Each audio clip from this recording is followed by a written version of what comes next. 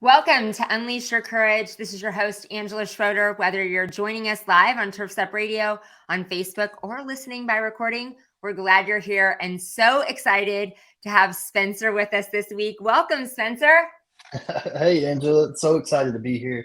I really appreciate the opportunity reaching out. So, yeah, I'm excited. Thank you.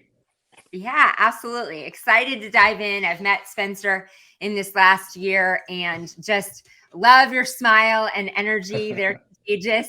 And so, super excited to share you with the audience and share this hour together. So, as we Yeah. dive in, instead of me doing a big introduction, I'm going to have you tell the audience a little bit about you. Okay, awesome. Yeah, appreciate all those nice words. It's pretty awesome. But yeah, like I said, my name is Spencer Hardin. I'm out of Louisville, Kentucky. I own a first response pressure washing company, and I own a Christmas light installation company called Louisville Illumination. I was a fireman for about 10 years. And in that, whenever I first started becoming a fireman, with the 24/48 schedule, it allowed us a lot of time off on our off day. So it kind of brought the idea of starting a business, just something to do on my off days. In the mix of me becoming a fireman, I had bought a house, and I my dad had a pressure washer, and I was able to get out there and wash it.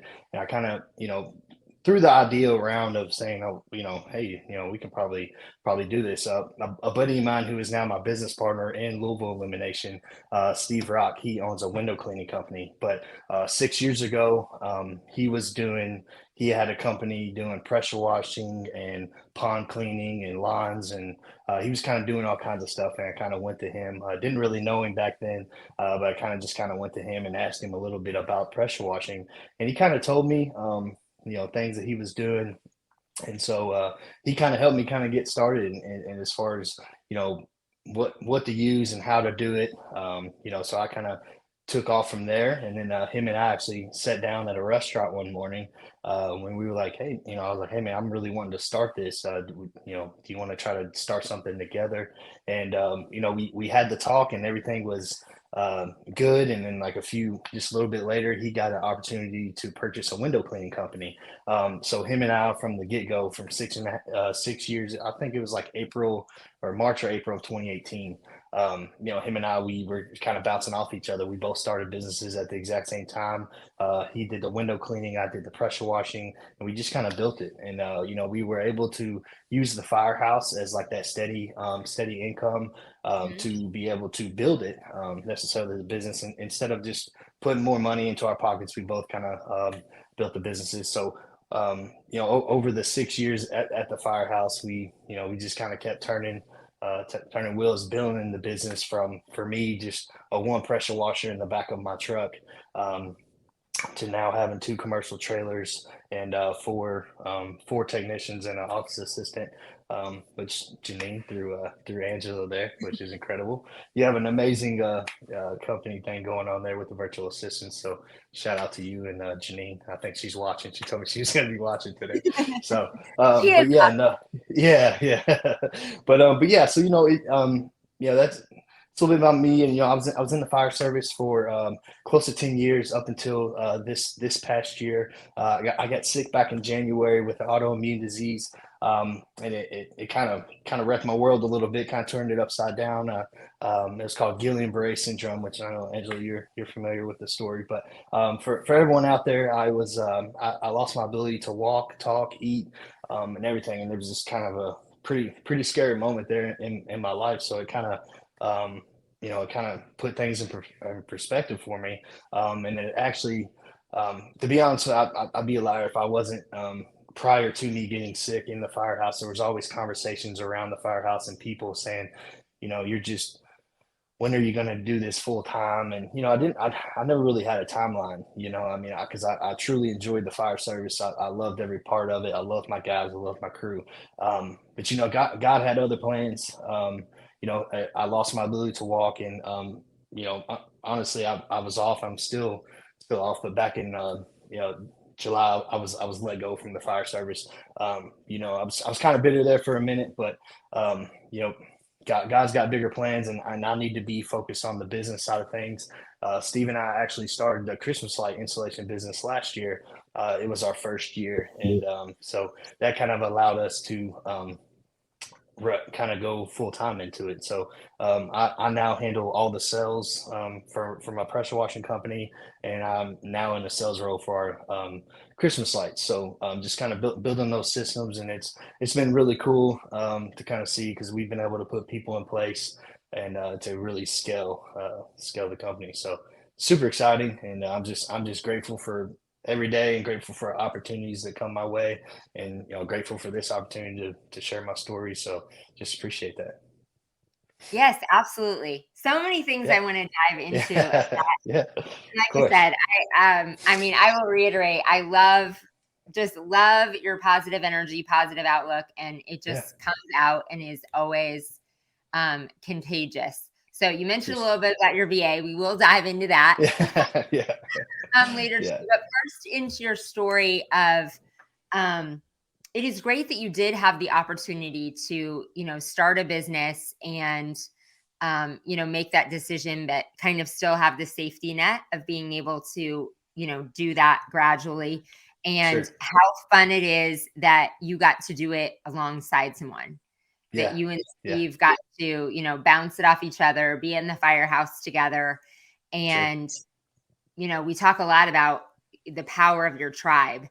and, who's in those situations with you, because when you're starting a business, so many other people don't understand you. Probably most of the people at the firehouse didn't understand you. Family, friends are like, why would you be taking this big risks? And the conversations and the things that you're thinking, other relationships aren't necessarily a safe place to share those. And you got to Sure. have, somebody right there with you that you could be having the conversations, the fearful moments, the think big, right there Yeah. with you. So share a little bit more. I loved getting to see. So JC and I were just in Louisville Yeah.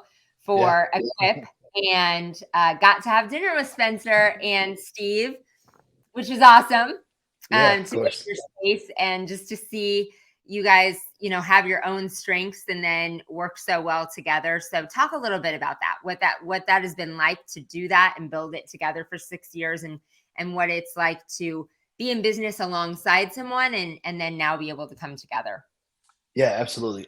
So from the very beginning, Steve and I, we just from our moral compass, like our values, our dreams, like everything. I mean, because to be honest with you, Steve and I, like we both, um, we came from we didn't come from like a lot of money, like family wise, so we both came up a different way. So it was just really cool from the very beginning. Both of our mindsets were in the right place. Like, we wanted to build something to make a difference from the very beginning.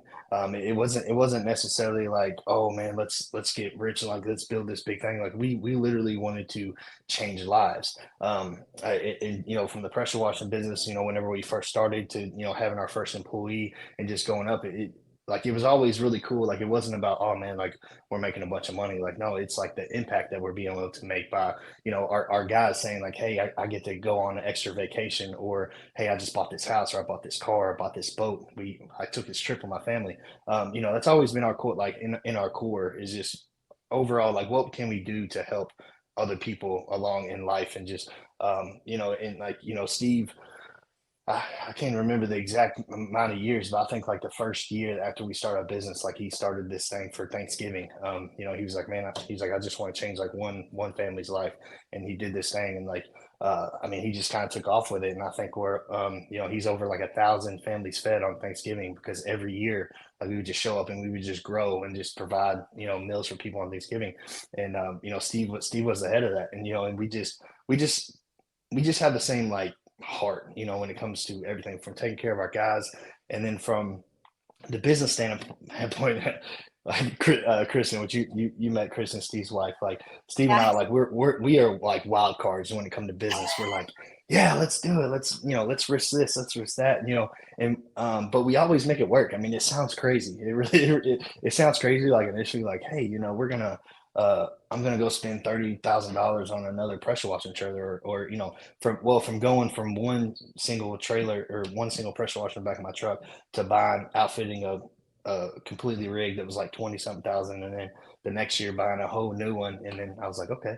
and not really knowing, like, I had the people, but I was like, hey, build it and they'll come, so I built it, put Yep. people in it, and then boom, grew it.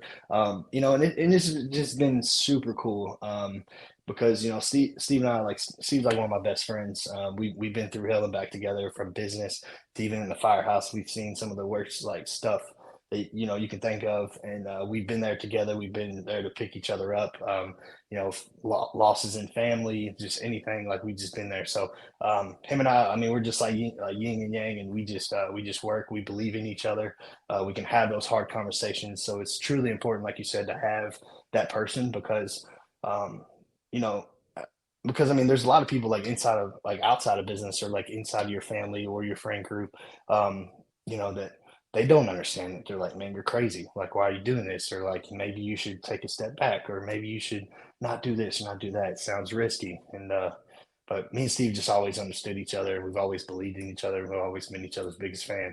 Um, so it's worked. And so fast forward to 2 years ago, we thought about it, because we ended up buying a shop together, but both of our we still have our logos separate. So I'm First Response, he's Omega. And it was just really cool. I mean, we've come to conventions, and people are like, man, you all need to come together, and like, we're eventually, like, we are going to work to that, but we just built two separate empires, and then we're working to bring them together under one roof, and just trying to implement that. And we know that we will be more, successful if we can just bundle. But whenever I go out to quote a pressure washing job, I'm quoting windows, and vice versa. Whenever Kristen goes out, so I mean, we're practically one company, anyways. But whenever we started the Christmas light business last year, we just weren't prepared. I think in July or June we went. Honestly, it all kind of started whenever we went to Sales Boost a couple years ago, and we met JC. JC was sitting behind us, and we got to talking, and he said Christmas lights, and Pat had just started doing Christmas light. Pat Clark, I'm sure he'll see this. Yep. He's amazing, but he's a big influence for us with Christmas lights, and JC, of course, and all the people at Clippa. But whenever we first got into it, we're like, man, I think we could really do that, and just kind of right out the gate, we were like, boom, risk. I mean, we both took 7 grand. I took 7 grand out of my personal money. He took 7 grand out of his personal money, and we bought like a kit of like 10 grand from Clippa and some admin stuff. Did the LLC, did the whole thing. And we we didn't do our first job until like November 18th of last year. And Steve and I, we did, I think we did 32 installs within the 3 weeks, and it was just him and I. And we were just in the trenches together. We spent more time together than with our families. We did the whole gas station food. I mean, we you name it, we did it. We had multiple dinners. We were doing installs with headlamps on. It was just an incredible experience, and it really helped us out. We got closer, and we were able to just kind of figure stuff out, because before, like, everything was calculated whenever we were at the firehouse, because, like, we were on the same shift together, so we Yep. would just walk loops around the firehouse every day, every shift, and we would just talk about stuff like, what are we struggling with during the week, how can we help each other, and we would just solve all the world's problems while we were at the firehouse. And it was kind of, and like you said, it was kind of hard, because in that environment there was like one or two people that was like, yeah, man, go, cheer. But then there was also people that I was, they were like, it's just different. Some people don't understand it, and that's okay. But like you said, it's important to identify that, and like, and surround yourself with that tribe, because I mean, that can really put a dent on your success, and on your mindset. If you have negativity around you, it can really draw you down. So it's super important to have good people around you. But fast forward to this year, after I got sick, we really kind of had to reevaluate how we were going to do Christmas lights, because I can no longer um, climb ladders or do anything right now, just because my balance is all jacked up still, and my equilibrium. So I still can't get on ladders. So Steve and I, he kind of told me, it was actually kind of funny, because we did a 5K. It was like my first 5K, because I attempted to do the 5K at the huge convention, and I couldn't get through it. But I promised JC, I was like, man, look, I'm gonna get you a 5K. I promise you, and I'm gonna get you a 5K. And because JC, I mean, through this entire through this entire thing, which you have an amazing man, by the way. I do. Through this entire thing, JC has been like one of my biggest cheerleaders. You know, even though he couldn't come visit the hospital. I mean, he checked up on me, sent me some nice stuff, an encouraging message, and all that good stuff. But yeah, I told him, I was like, man, I'm gonna get you a 5K. So Steve and I ended up running a 5K, and we were walking in. Ryan, he was like, all right, man. He said, here's what we're gonna do for Christmas lights. He was like, sales is your game. He said, you take care of sales, you handle everything from the sales standpoint. I'm going to handle the operations, and we just put systems in place. I mean, we went from having 3 people last year to now we have 14 people this year, employees, include, all across the board. And we were just ready. I mean, and, we're putting the systems in place is super important, and just trusting each other. So, I trust him with the operations side and getting people trained and ready to go. And, I trust Kristen and his wife with the scheduling. I mean, she's amazing with that, and they're trusting me with the sales. And then we have we have 2 VAs working with the Christmas lights. So yeah, we're super excited. So just, I guess to wrap it up, I think I've been like full circle here, but just having that person, whether in life and business, it's just, it truly helps. So. I love the story of the 2 of you together, Yeah. and how you share, like, it started at the firehouse, that you had already been through so many of those, trench moments. And that's Sure. where you really develop the trust and relationship in any relationship. So as Absolutely. you had a foundation in business, you had already been through, like you said, so much life and, experiences in trenches, that you had that big, strong foundation to explode from, and go through all the things. And we'll talk more about it after the commercial break too. I love the 2 visionaries. That's JC and I. I'm like, yeah, let's go. Yeah. Definitely, you guys have that integrator of Chris in the picture. Sure. I was like, what is this, man? But that's so fun. That's so fun to have another visionary that believes in that you can keep doing. So we'll dive more into that. I want to hear more about your comeback and story too, but we'll be right back after our first commercial break. All right. Creating art from darkness.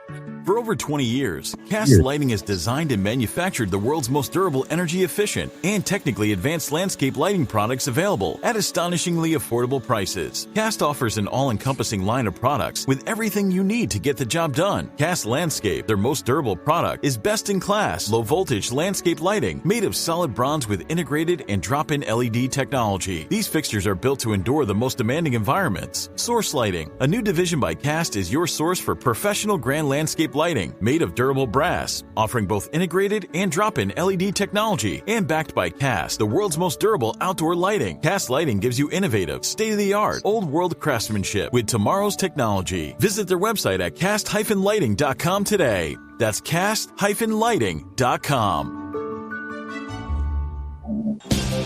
From the East Coast to the West Coast and around the world, no one rocks like Turf's Up Radio. Turf's Up Radio, your industry, your station.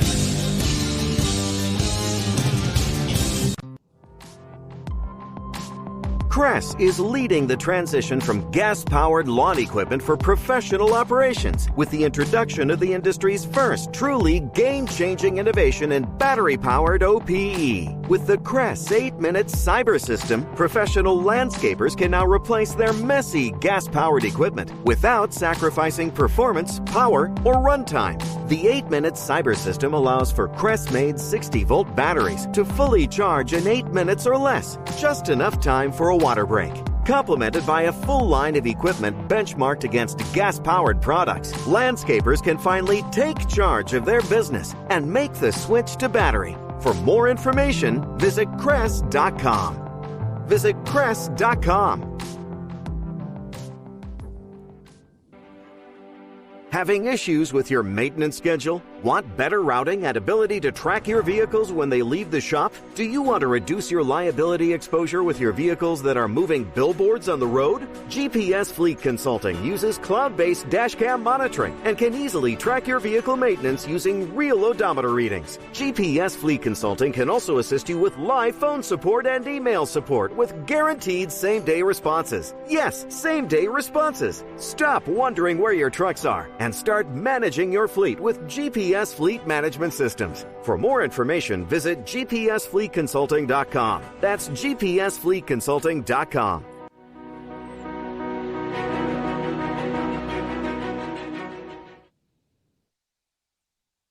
And we're back.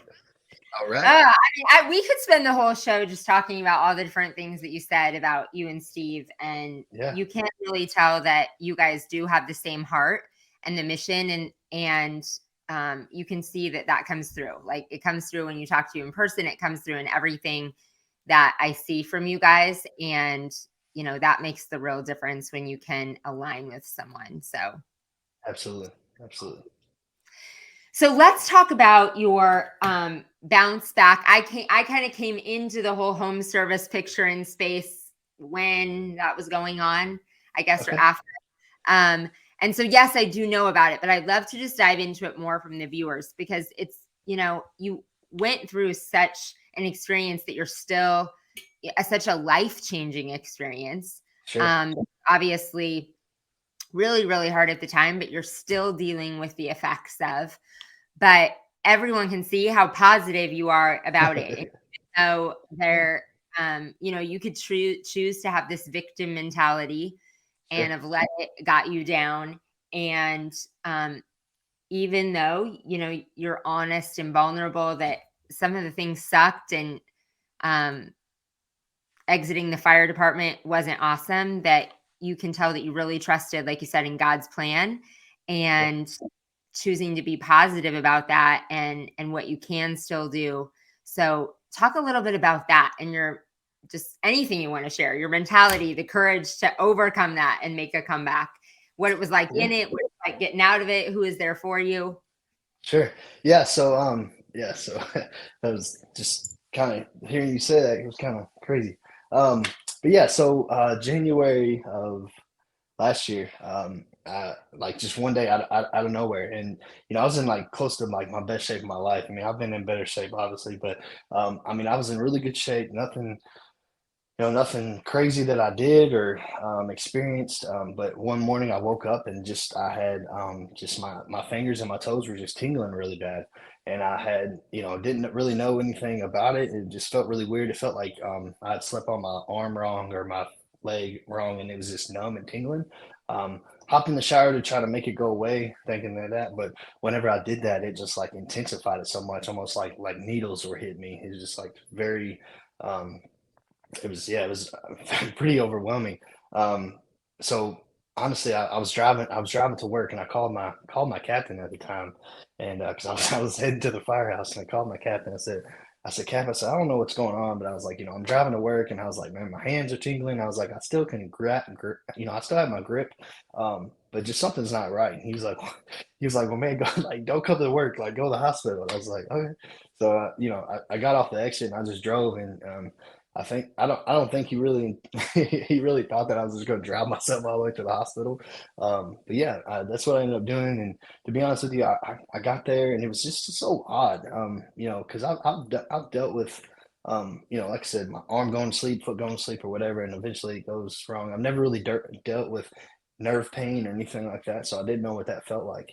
I got to the doctor, and they took all my blood work, and they said I looked perfectly healthy.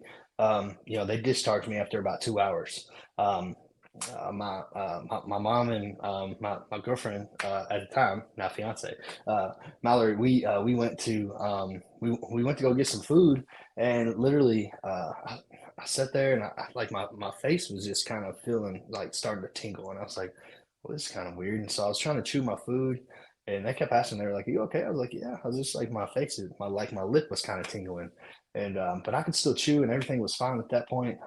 So I went home. And I was just kind of laying in bed, kind of relaxing, because I was just kind of super tired, and And like over the course of like an hour or so, just like my face just started going completely numb. My eyes started watering. It was just super weird. So I called my mom back, and Mallory went back to work, called my mom, and I was like, Mom, I said, you may have to come back and get me and take me back to the hospital because something's not right. But I was like, I don't want to go back to that one hospital because they're just going to send me back home. So we went to a completely different hospital, and they actually kept me overnight. And what they thought, because at that point, like everything on my right side of my face was completely numb. Um, and so they were just like, okay, like what they thought is at first they were thinking stroke or something Mhm. like that, but it just didn't make sense that like just one side, but like all four extremities were tingling and numb. So they eventually did some tests, and the next morning the doc came in. He's like, man, I said, um, we just think you have Bell's palsy and it'll go away. I was kind of scratching my head a little bit just because um, just being in this fire department and stuff like that and EMS, like I kind of knew that like Bell's palsy just affects one side, not all four extremities. And then literally at that point, like the next day, which I mean, they ended up sending me home as well. And to be honest with you, he kind of had me convinced because I was just like, well, I mean, yeah, everything's tingling, but I still have my grip strength. Everything's still fine. I can still pick up things. I can still walk. Just my face just looked crazy. I mean, I just had zero movement of face. I couldn't smile and I couldn't chew. I couldn't do anything. Um, and so 2 days go by, and my shift day is on Sunday, and I ended up going to the firehouse. And obviously, it was not as smart. It wasn't very smart, but I mean, knowing just based off what the doctors told me, you were like, hey, you got Bell's palsy.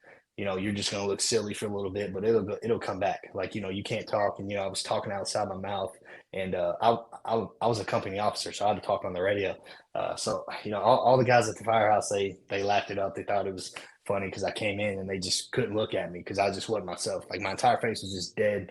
But I was just like, hey, I'm here. I said the doctors, and to be fair, like my captain, or he didn't make me come to work. I chose to come to work because I mean, I truly love being there. And the doctor told me like, hey, I was okay. You just your face is gonna be jacked up for a little bit. Okay, cool. I can live with that. I can still do my job. Just like people look at me, they may think I'm scary or something for a minute. But yeah. So, anyways, I went to work, and we ended up making a fire. But it was like outside, nothing crazy. It was like a out shed. And we got there, and I didn't really have to do anything, but I felt right then I knew something was wrong with my body because I didn't have to do anything. My guys, they kind of went in there, did it, and we were rolling up hoses. And I just remember just rolling up one section of hose, and like my body was just so tired and so worn out, which it wasn't normal for me. And so I truly knew something was going on. So I made sure that I had a doctor's appointment with my primary care doctor the following week. And as soon as I got in there, he was just kind of like that little rubber mallet thing that they hit on your Yep. legs and see where your things are. So he couldn't find anything on my entire right side of my body, from my arms to my legs to my feet, even to Mm. my face. Nothing was reacting. So he called a neurologist immediately. He said, "Hey, if you can't get him in within 24 hours, I'm just gonna go ahead and admit him." He was able to talk to a neurologist, and they got me in the following day. And they did. It was called a nerve conduction test. So they put needles pretty much like in my face and my hands and my arms and my legs, and just trying to see if they can, they like hit this little pulse thing, and it like makes nerves jump because it was going directly into the nerve. Well, my complete right side was dead.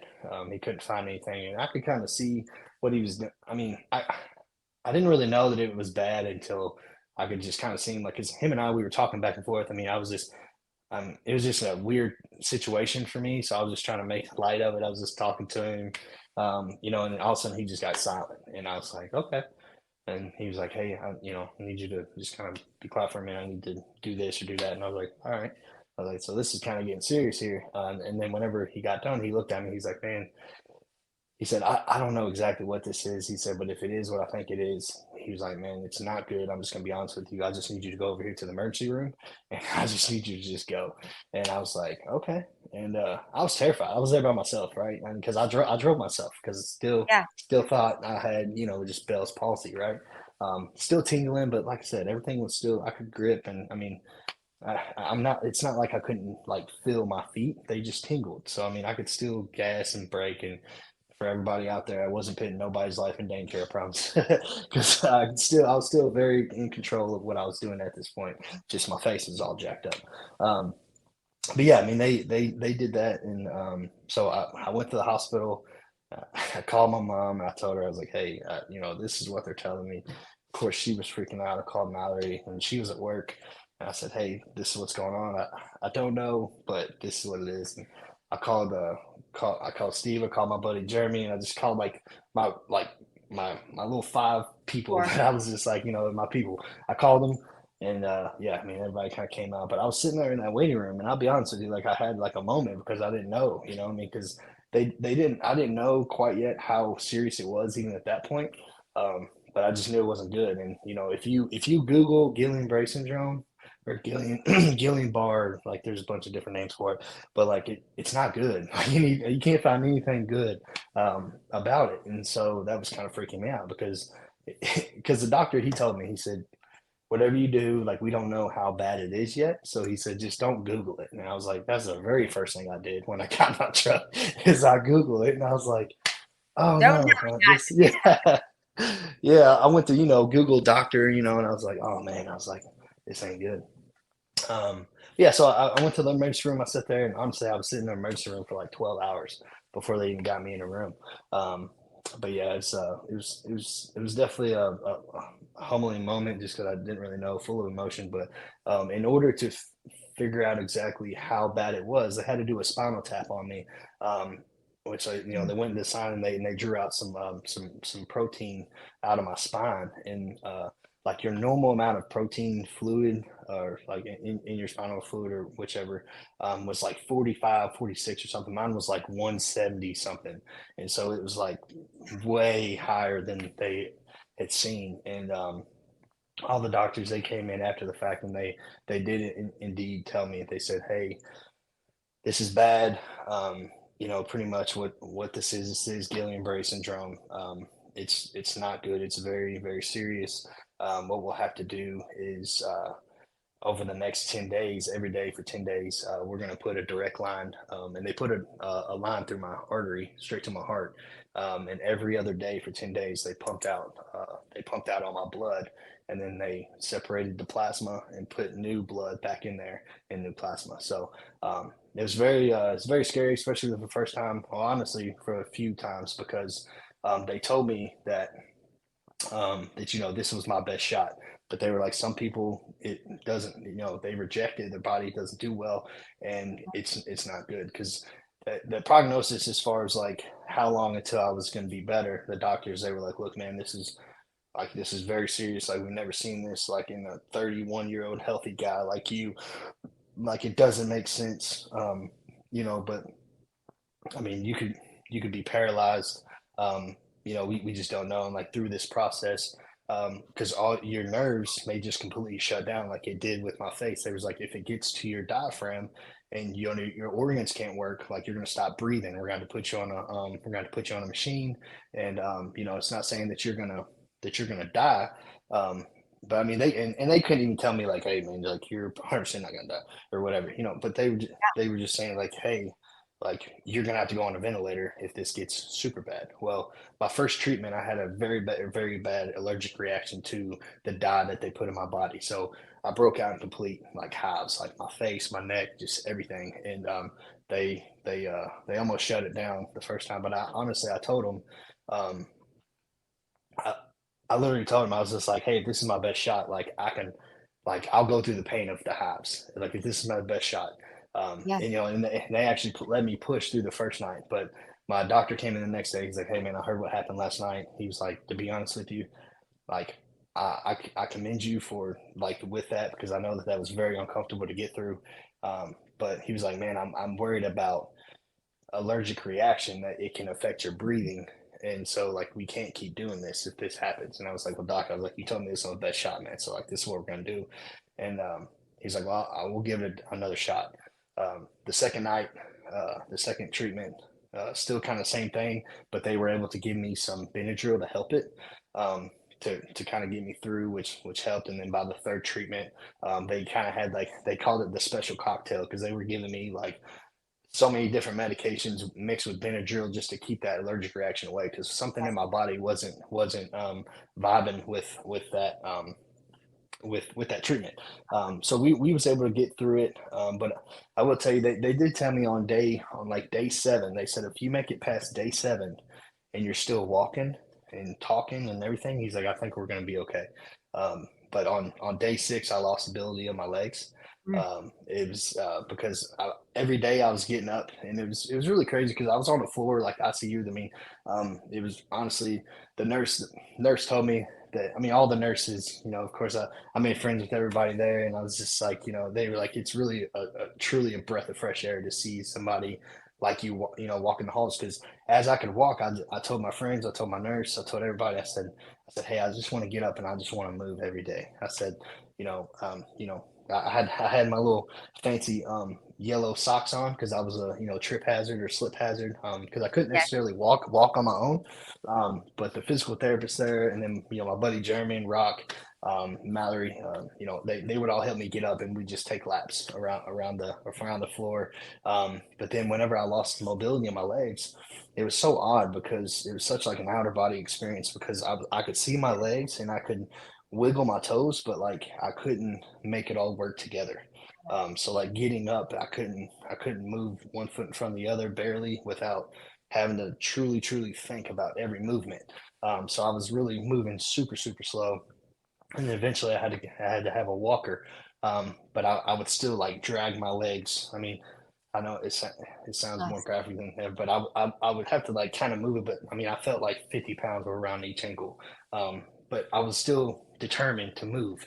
Yeah. And I truly think, you know, whenever I first got diagnosed and it was happening, I decided to just kind of use my story and, you know, and share it with people, to be honest with you. So I kind of started sharing my story on Facebook, and I went live one night, and I just kind of told people, but I couldn't keep it in. I was crying, and I was just like, oh man, you know. And that was the one time like you know, because I asked my mom and the nurse to just kind of step out for a second. I was just like, I just need a minute to, like, you know, take all this in, because I hadn't had the chance. I mean, I had a team of 8, 9 doctors. I had all my family coming in, and I didn't really have the time to myself to just kind of sit down and be like, yo, man, this is Let it in. crazy.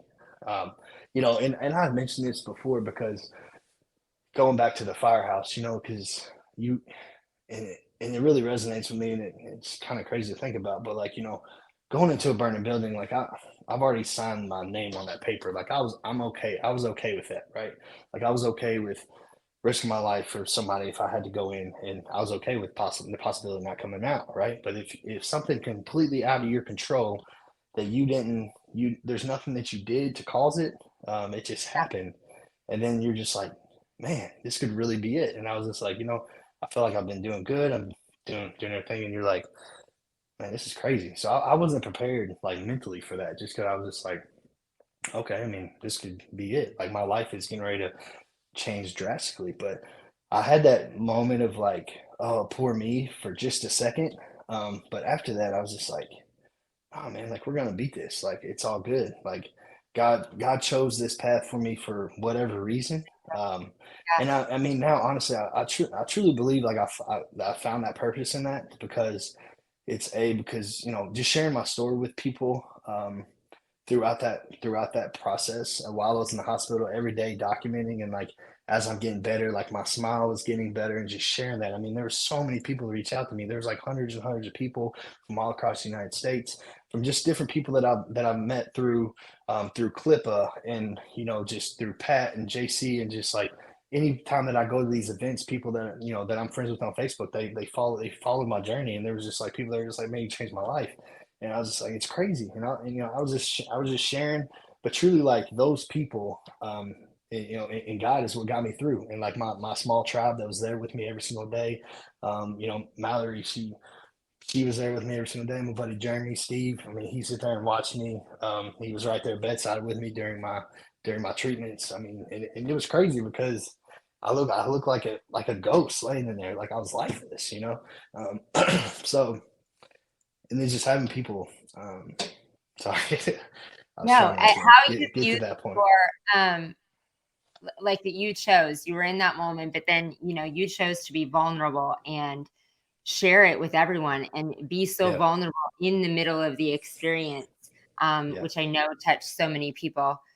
And JC made a comment, Spencer, tell them about your card that I sent. So we'll get to that. And we have to take another commercial break really quick. Okay. But we'll get to that comment and kind of the other side of coming back from this, that you are have such a powerful story, Spencer. Cool. And Thank you. told it in really, such a raw way of the feeling of going through it and that decision and what it felt like. So we're going to wrap it up when we come back from this final commercial break. All right. Have you considered artificial turf? It's great for areas with high precipitation, which means no mud after a heavy rain and no more mowing wet grass. Today's artificial turf is made using recycled materials and helps to reduce water consumption in areas of drought. Turf Envy's artificial turf is constructed of quality raw materials, safe for pets, humans, and our environment. With decades of experience, our staff can help with support, training, and product education to give you confidence when estimating a project for a potential customer. Learn more at turfenvyusa.com today. You're listening to Turf's Up Radio, the only radio station of its kind dedicated to the green industry. Turf's Up Radio, your industry, your station. Hey everybody, Wayne Vowles, the Prophet, your host of Profit Time here on Turf's Up Radio. If you listen to my show, you know I'm all about profit. As an industry, profit is something we fail to meet most of the time. If you're working hard but not seeing the results that you deserve, Profits Unlimited is here to help. We offer processes and systems designed specifically to make your company more successful, more profitable, and certainly more efficient. When you're ready to take your company to the next level, reach out to me at profitsareus.com. That's profitsareus.com. And don't forget to turn into Profit Time every Monday, Wednesday, and Friday at 10 a.m.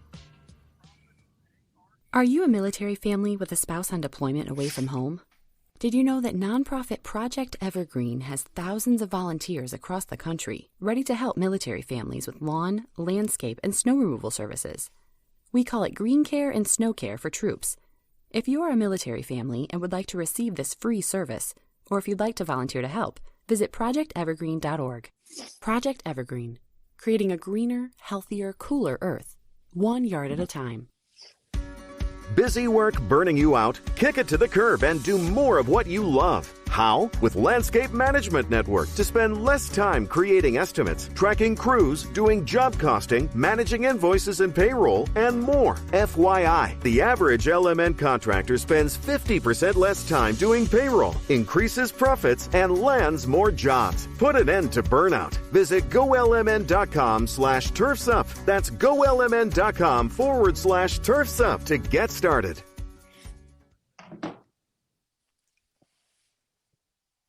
And we're back. Right.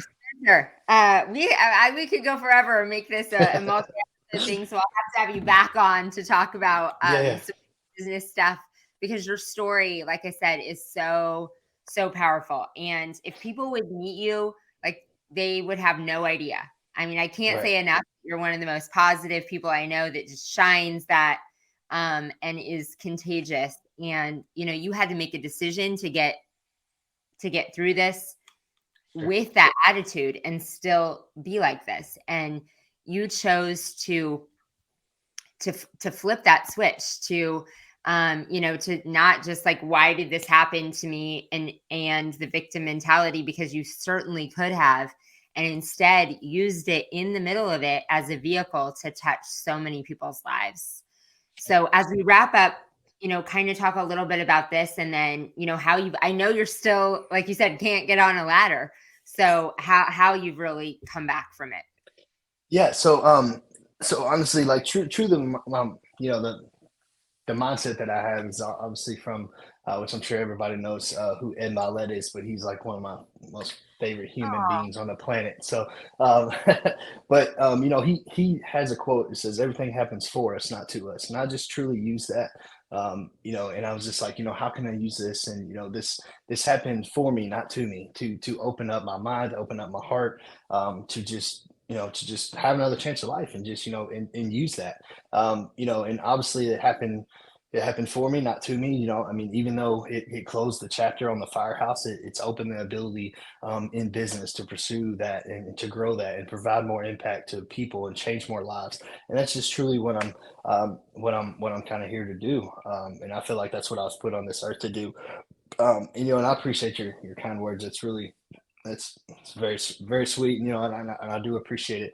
And because a lot of times whenever you're just in the day to day of your life, and everybody kind of has that lane that they're in. They're just trying to accomplish and do things and do this, and so there's a lot of people that just kind of get lost in that, as far as they become different people, which obviously I know that there's different levels to the game, and you have to become a different.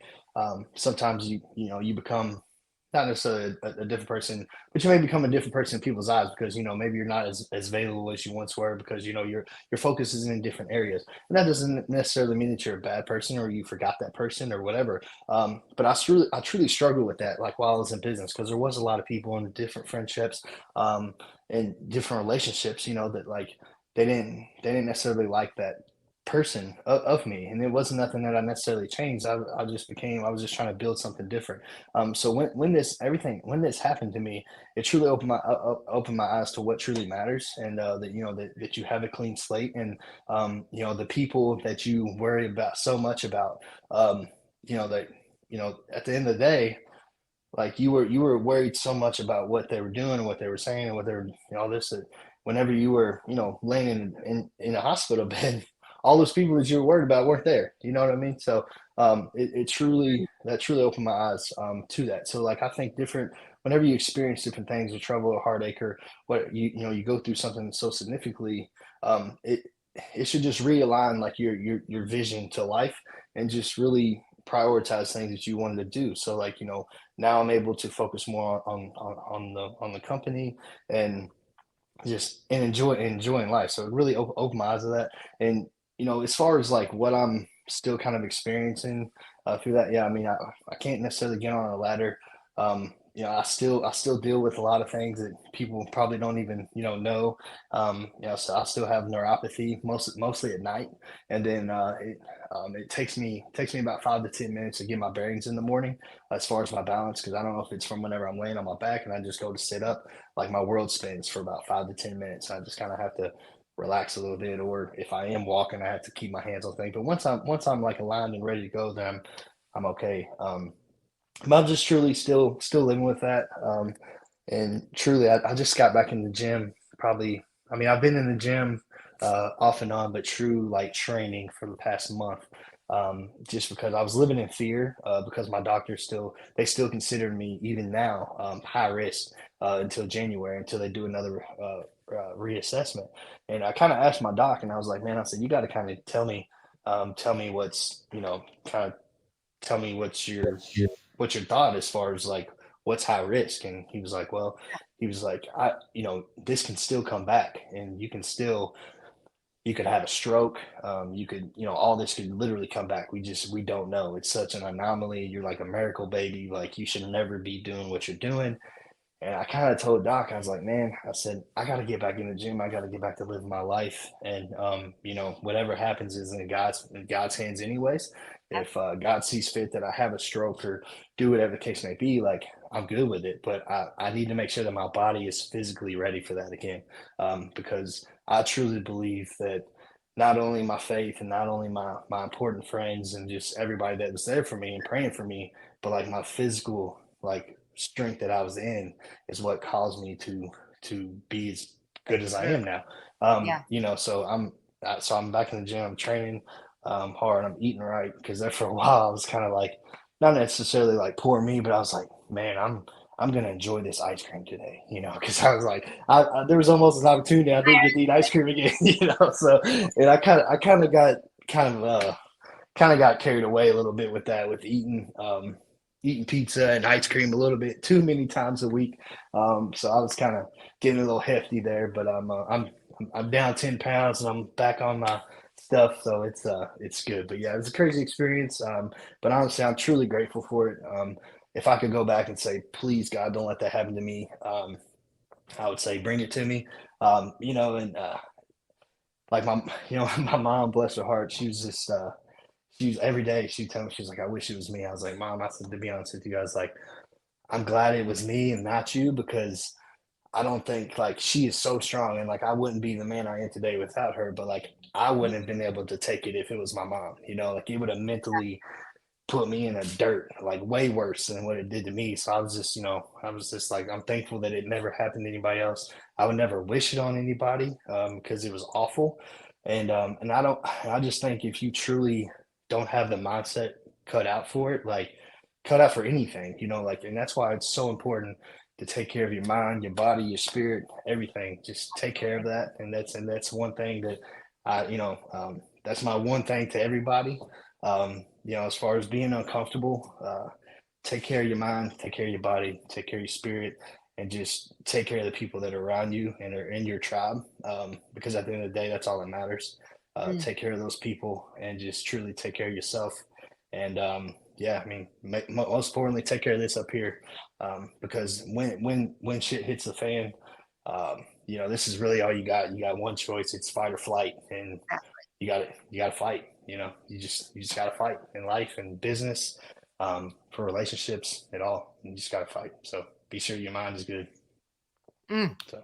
I can't close it out any better than that. Usually I have something I told you about, but that was a pretty good closing reel there, Spencer. Yeah. So appreciate it. That was great advice. And I will just echo with that. I mean, because that was all perfect. I hope the viewers all take that and take that to heart. And your Ed Milet of, things don't happen to us, they happen for us. And absolutely, if you can really live by that and look at the opportunities and why they are, and, you just did that so well. I think that, God gives the test to people that he has the greatest in store and plan for. And he needed to, it sucked what you went through. And we hate to think that we had to go through things like that. But you said it gave you a clean slate without that. And, we need to think of that in life moments of, what am I supposed to do with this? Like, this cleared things out, cleared the muddy waters, so that you really could be more aligned with your vision. And absolutely, you use that, and you can see that really shines through. So we are out of time, but Spencer, thank you so much. Not just for being on and sharing with the audience, but for sharing in such an impactful and vulnerable way. Of course. Thank you so much. Like, it means a lot for the opportunity. So thank you. Absolutely. And like I said, we'll have you on here again, because we can talk about so much. And I did want to talk about Janine. Spencer has an incredible virtual assistant from our team. I do. With me a long time. And I say, there are, when I give some people away, I feel like the perfect people were put in my life. And I knew, I was just like, I'll take care of my special. They're all special. Yeah, of course. But they're the special people. So absolutely, yeah. Which we have May, in the Christmas lights. Which I know she works with Steve, but May is amazing as well. So you're definitely doing amazing things over there, and you bring quality people. So if anybody needs a virtual assistant, get with Angela. She's amazing. So. Thank you. So thanks again, Steve. Thanks for all of you who are joining us on Turf's Up Radio and on Facebook. Have an incredible week. Don't forget to pick one thing this week to get uncomfortable. We'll see you next week. All right. See you.